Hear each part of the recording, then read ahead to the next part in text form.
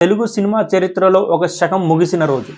లక్షలాది అభిమానులు కన్నీళ్లు పెట్టించిన వార్త అదే అక్కినేని నాగేశ్వరరావు గారి మరణం. కానీ ఆయన మరణం వెనక ఏమైనా రహస్యం ఉందా? ఈ రోజు ఆ పూర్తి కథను తెలుసుకుందాం. Welcome to NC creations. 1923 September 20న జన్మించిన నాగేశ్వరరావు గారు చిన్న వయసులోనే నాటకాల్లో నటించడం ప్రారంభించారు. ఆ తర్వాత తెలుగు సినీ పరిశ్రమలో అడుగుపెట్టారు. 7 దశాబ్దాల పాటు తన నటనతో ప్రేక్షకులను మంత్రముగ్ధులను చేశారు. దేవదాసు, తెనాలి రామకృష్ణ, డాక్టర్ చక్రవర్తి, ప్రేమనగర్, ప్రేమాభిషేకం, ప్రేమ సందేశం, సీతారామయ్య గారి మనవరాలు, మనం వంటి చిత్రాలకు చిరస్థాయి గుర్తింపు సాధించుకున్నారు. ప్రత్యేకంగా ప్రేమాభిషేకం అప్పట్లో ఇండస్ట్రీ రికార్డును సృష్టించింది.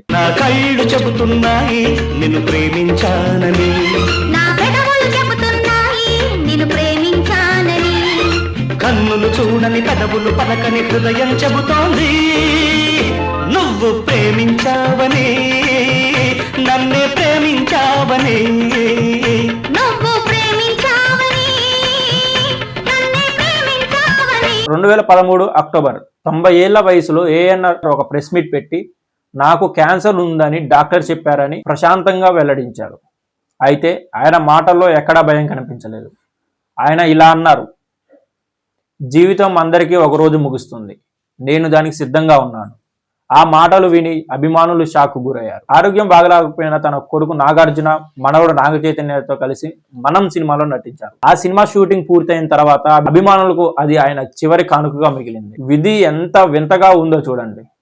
ఈ సినిమా విడుదలయ్యే లోపే ఏఎన్ఆర్ గారు లోకాన్ని విడిచిపెట్టి వెళ్లారు. ఆ తర్వాత విడుదలైన మనం ప్రేక్షకుల కళ్ళల్లో కన్నీళ్లు తెప్పించింది. 2014 జనవరి 22 ఆ విషాద రాత్రి హైదరాబాద్ లోని తన నివాసంలో 2014 జనవరి 22న 90 ఏళ్ల వయసులో అక్కినేని నాగేశ్వరరావు గారు తుదిశ్వాస విడిచారు. క్యాన్సర్. వైద్యుల ప్రకారం క్యాన్సర్, వయోభారం, శరీర బలహీనత కారణంగానే ఆయన మరణించారు. అయితే ఇది నిజంగా ఏదైనా మిస్టరీ ఉందా? ఆయన మరణం తర్వాత సోషల్ మీడియాలో అనేక కథనాలు వచ్చాయి. ఏమన్నా రహస్యమా, అసలు నిజం చెప్పలేదా అనే ప్రశ్నలు వినిపించాయి. కానీ అధికారిక సమాచార ప్రకారం ఎలాంటి అనుమానాస్పద పరిస్థితులు లేవు, ఎటువంటి కుట్రలు, రహస్యాలు కూడా లేవు.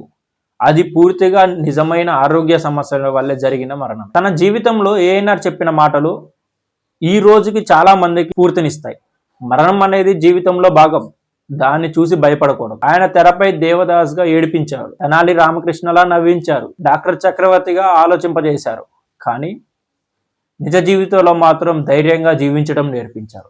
అక్కినేని నాగేశ్వరరావు గారి మరణంలో మిస్టరీ లేకపోయినా ఆయన జీవితం మాత్రం ఒక అద్భుతమైన కథ. ప్రేమాభిషేకం నుంచి మనం వరకు తెలుగు ప్రేక్షకులు హృదయాల్లో ఆయన స్థానం శాశ్వతం. లెజెండ్స్ ఎప్పుడూ చనిపోరు, వాళ్ళ జ్ఞాపకాలు రూపంలో ఎప్పటికీ జీవిస్తూనే ఉంటారు.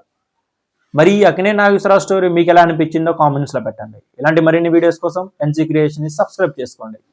రేపు ఇంకొక వీడియోతో మీ ముందుకు వస్తాను. వందనం, అభివందనం, నీ అందమే ఒక నందనం, నిన్నకు రేపుకు సంధిగా నిలిచిన సుందరి, పాదాభివందనం, పాదాభివందనం, పాదాభివందనం, పాదాభివందనం.